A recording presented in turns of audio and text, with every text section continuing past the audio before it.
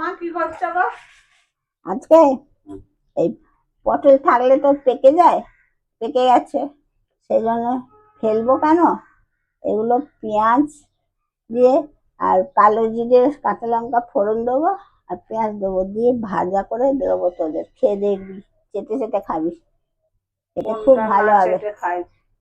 আর এটা এটা কি হবে গো? এতে শুক্তো হবে, ও, শুক্তো সব কাটা আছে, শুক্তো কাঁচকলা, বেগুন, ডাঁটা, রাঙালু, বড়ি সব কিছু দিয়ে শুক্তো হবে, আর চিংড়ি মাছ দিয়ে আলু পেঁয়াজ দিয়ে তরকারি হবে, আর পাকা পটল ভাজা হবে। পটলগুলো নষ্ট হয় না, বাড়িতে থাকলেই পেকে যায়, সেই জন্য এই যে লাল লাল হয়ে গেছে, ভাজা খেতে খুব ভালো লাগবে, পেঁয়াজ দিয়ে ভাজা হবে।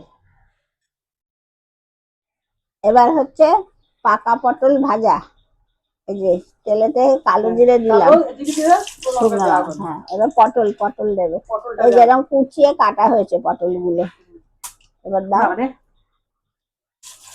হ্যাঁ, পটলগুলো না হলে ফেলে দিতে হয়, ফেলা যাবে না, ভেজে খেলে খুব ভালো লাগবে, দারুণ লাগবে।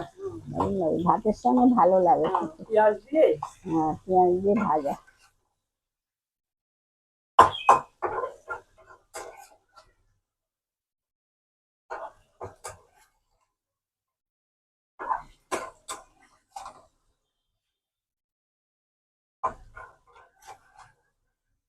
পটলটা একটু ভাজা ভাজা হলে তখন পেঁয়াজটা দেবে, পেঁয়াজটা দিলেই হবে। পেঁয়াজ দেওয়া হচ্ছে, এই যে পেঁয়াজটাও ভাজা হবে সাথে সাথে, এটা কিছুই না, আলু পেঁয়াজ, এই পটল পেঁয়াজ ভাজা ভাজা হলেই হয়ে যাবে। খুব ভালো লাগে, নুন চিনি দিয়েছি, আর ইয়ে দিয়ে ভাজা। হ্যাঁ ভালো লাগে, গরম গরম ভালো লাগে ভাজা। এগুলো কি পটলটা নষ্ট হয় না, ফেলে দিয়ে দেওয়া হতো, একদিন করে খাওয়া হয়েছে, বেশ ভালোই তো লাগবে, পটল পাকুক। পাকা পটল। পাকা পটল ভাজা।